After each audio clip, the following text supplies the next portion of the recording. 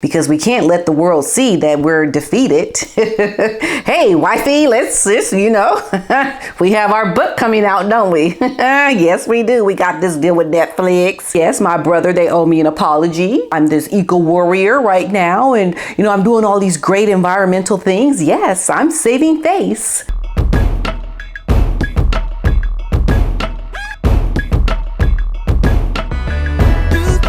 Hello YouTubers, welcome to my channel. I hope you're doing well today. There's been so much news. I'm going to try to get through a few things that I had seen but haven't really spoken about. One of them being the photo of the baby Lilibeth. And my reaction when I first saw this picture, out of nowhere, my thought was, this is not Megan's baby. It hit me. Like, that was the immediate first thought that hit my head. It was like, that's not her baby. To me, it seemed like, is this really the picture? Am I missing something here? I always thought being a redhead was a recessive gene. I don't know, but Megan doesn't have the gene of redhead, because we know that her father's son, his Thomas Jr., has red hair, but the red hair from Thomas Jr. comes from his mother. It doesn't come from Thomas Markle.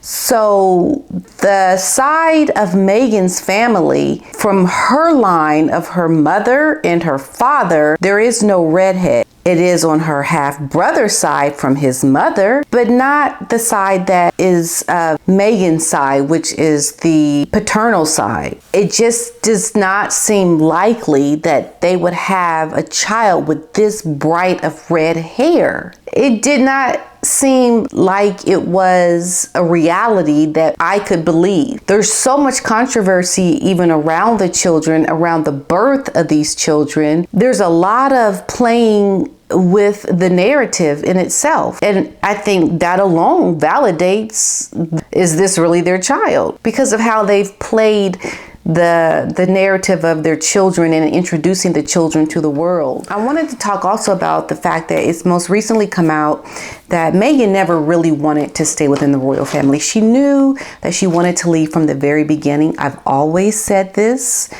We know that how she left, she had to have a reason for wanting to leave the royal family.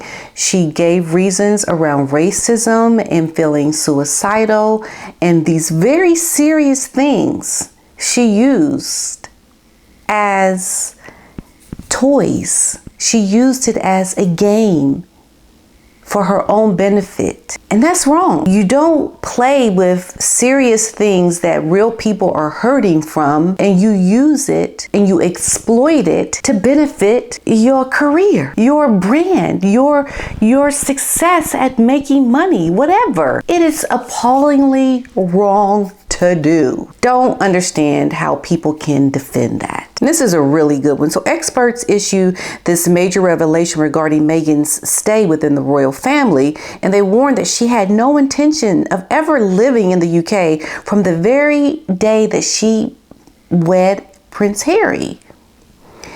This revelation has been made by royal biographer Howard Hodgson in an interview with Express UK. Being a princess is a horrible thing. You can't go to the loo without having somebody standing right there watching you, or being outside the door with you wherever you go 24 hours a day. You are in a cage. You are in this high profile position that is constantly monitored. There's no privacy. You do the same things every day, every year. You'll continue to do these things for the rest of your life. That is essentially what being a royal is. And you have to be polite to people all the time. You have to be on all the time.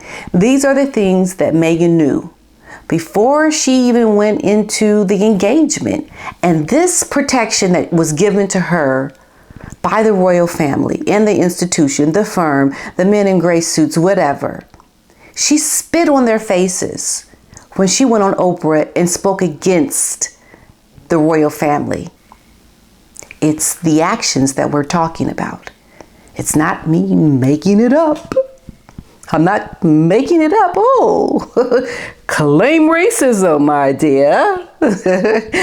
Say racism isn't compared to what Catherine went through, or say that they did not allow you to leave. They took your keys and they made you stay in that horrible castle and you felt suicidal. Yes, say this, my dear. It's not me magically making up these things. These were things that she has said. So I think she found out very quickly that the life that she had was not going to be Cinderella. But I think Megan knew that the whole time that she had no intentions of ever staying. And this is starting to come out, and I'm so glad, because all the things that we have seen in Megan's behavior and her and Harry and what they were doing is really showing us Megan knew she wasn't staying. Harry didn't think so. He even said during the engagement interview, hey, look, we're going to hit the ground running. We're going to, like, she's here. She knows what is expected of her. Like, he just talking outside of his mouth. And, Megan, she's like, I got something coming for you. Yeah, I'm going to stay. Yes, Harry, I'm going to stay. We're going to help the queen. We're going to be here to support the queen here. Yes, we are. Hey, Kate, I'm right here behind you, girlfriend. We're going to do this, right? It's going to be the Fab Four. It's going to be all these great things. Yay, yay. Let me get that ring on my finger, y'all. Y'all going to see what's going to really happen. Like, this is what's going on in her head. Because she knew she wasn't staying. She knew it. And this is leading me towards what I'm going to say at the end of my video here about Harry. So Harry, we know, has a book coming out. It's been most recently stated that Harry is going to be speaking about what happened at the Jubilee in his book. And they're going to spin it. They're going to spin all the things that happened at the Jubilee as a way that they were treated very poorly during the Jubilee. Yes, Harry, you were mistreated at the Jubilee. Look how those royals treated you. And that reminds me of what I've been hearing here in the American media. The American entertainment shows that talk about the royals a lot, they're saying, or their narrative is, it's appalling how the royals have treated Harry and Meghan when they came to the Jubilee. They really think it's just disgusting at how they were treated, without even talking about what these two wackadoos did. They're going to sit here and give them the benefit of the doubt for how they were treated, but not discuss what Harry and Meghan have actually done to deserve the treatment that they got. This is why the American media, they just, no. They got something wrong with them. They've been paid off. Because they're clearly only looking at one side of the story. And this is what I don't like. But the people are falling for it. There are people that will fall for it, my friends. Because they will look at what happened at the Jubilee and think, man, those royals, look how they treated my Meghan and my Harry. They didn't even get to sit over there with the rest of the royals. And Will, he didn't even speak to Harry. That's just wrong. That's just wrong. I don't like those royals. They're just mean to my Meghan, and they's racist too. Look, they racist. I can hear them now speaking, without even understanding the facts. This is why we got to keep speaking about it, so that they will understand, hey, look, you got to look at the other side of the story. Where their ears would perk up, and they'd be like, oh, what happened? Well, they did that. Harry and Meghan, they did that. Oh, well, shoot, now that's just not right. Well, shoot, well, if they did that, I don't blame the royal family then. Shoot, my hope is that will happen. We'll just have to wait and see. And the other thing was that the Queen did not take a photo with Lily. They say that they met for 15 minutes with the Queen, but the Queen did not give a photo op. Apparently Meghan wanted her photographer to take a picture of the Queen with Lily. And the Queen said flat out no. She smacked it down, y'all. She smacked it down because she knew that Meghan was going to try to monetize any photo op. She was going to try to use anything that she could to exploit it for their money earning potential with Netflix. Speaking of which, Netflix is really upset right now with Harry and Meghan. They are not happy because they did not get any good content from the Jubilee. And it's very disingenuous, I believe, of Harry and Meghan to say they want to go off and make their own money in America. The Queen gives them permission. Okay, go, be gone with you. Go make your money. But unbeknownst to the royal family, Harry and Meghan are thinking, yeah, we're going to go make our own money. We're going to make it off of you. We're going to make it off of your back. We're going to make it look like we're a part of the royal family, and we're going to monetize you, royal family. When we go off to America, we're going to show the people that we are still within that royal family, and we're going to make money by coming to visit with you and to take pictures with you and to have secret recordings of you. Now, how would you feel if you told someone they could go off and do something, but yet they were going to go off and do that something and include you in on that something? Now, how would you feel about that? You know, it's like the narrative is not getting fully told, and people are not really understanding exactly what Harry and Meghan are doing to deserve the treatment that they are getting. So there's like all this conniving that Harry and Meghan have done that gives good cause and reason why they're being treated the way they're being treated. And the other thing now that Harry is saying, he wants an apology for how he was treated at the Jubilee.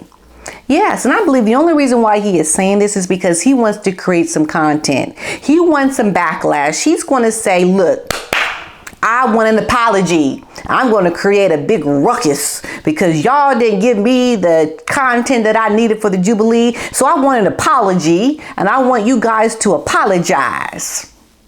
Yes, I need to stir up some more dust for the sake of creating controversy to have content for Netflix and for his book. And this brings me to what I wanted to say towards the end of this video around what I find to be very sad about all of this. And it really is that Harry especially has lost the most. He has been taken by a Jezebel. He's been taken by a woman who didn't really marry him for love. He was once so beloved, one of the most popular royals. And what has his marriage to Meghan done to him? It has put him down to being one of the most hated royals. How is that even possible? This is a man who has lost his mother at a very young age, very tragically. Do you think he's prepared emotionally to deal with a Jezebel? They've got these high contracts, these high profile contracts where they have to produce hits. They are under pressure to produce content that is going to make a lot of money. That is not an easy thing to do, especially when your life is not around doing something like that. And so the most tragic thing that we see here is how we have in real time seen Harry, someone who has struggled with a lot already emotionally, that he has now put himself in a position that is stripping away at his own mental stability. But underneath it all, his grandmama, who is in the twilight years of her life, the once close bond he had with her is no longer there. How will that be settled once the Queen is no longer here and their relationship is not what it used to be? Like, I think about all the things that could be traumatizing or affecting. What will become of him? What is the end game for him?